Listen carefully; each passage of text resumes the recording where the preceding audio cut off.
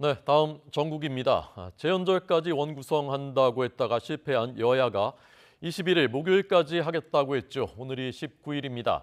오늘 다시 만난다고 합니다. 국회에 취재하고 있는 김승환 기자 나오십시오. 네, 국회입니다. 네, 여야 원내대표들이 오늘도 다시 만난다면서요? 네, 국민의힘 권성동 원내대표와 더불어민주당 박홍근 원내대표는 잠시 뒤인 10시 반에 국회의장실에서 비공개로 만납니다.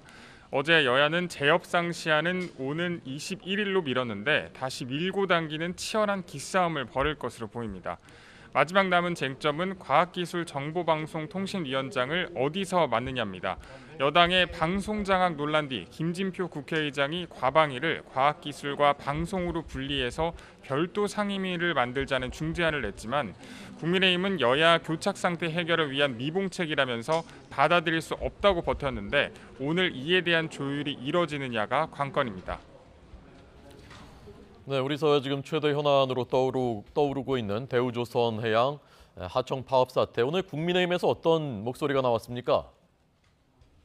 네, 국민의힘은 대우조선 하청 파업 사태에 대해서 공권력 투입 가능성도 내비친 윤석열 대통령과 보폭을 맞추는 모습입니다. 권성동 원내대표는 아침 회의 모두 발언에서 더는 불법이 용인돼선 안 된다면서 정부가 주저 말고 법과 원칙에 따라 엄정 대응해야 한다고 강조했습니다. 이런 가운데 오후 국회에서는 제주와 강원도 예산정책협의회가 잇따라 열릴 예정입니다.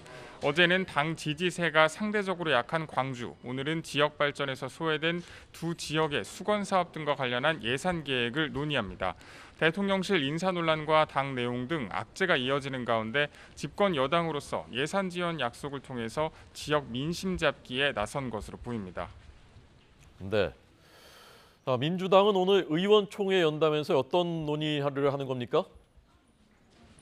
네, 더불어민주당은 오늘 오후 의원총회를 열어서 대통령실 인사 문제와 탈북민 북송 등 신북풍 논란에 대한 의원들의 의견을 수렴합니다.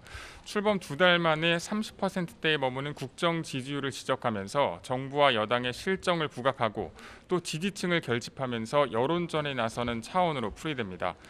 이런 가운데 당 내부의 관심은 이미 전당대회 준비로 쏠리고 있습니다. 어제 후보 마감 결과 당대표에는 8명, 최고위원회는 17명이 지원한 것으로 파악됐습니다. 오는 28일 예비경선에서 대표 후보는 3명, 최고위원 후보는 8명이 추려질 예정인데 당권 경쟁의 막이 본격적으로 올랐습니다. 지금까지 국회에서 YTN 김승환입니다.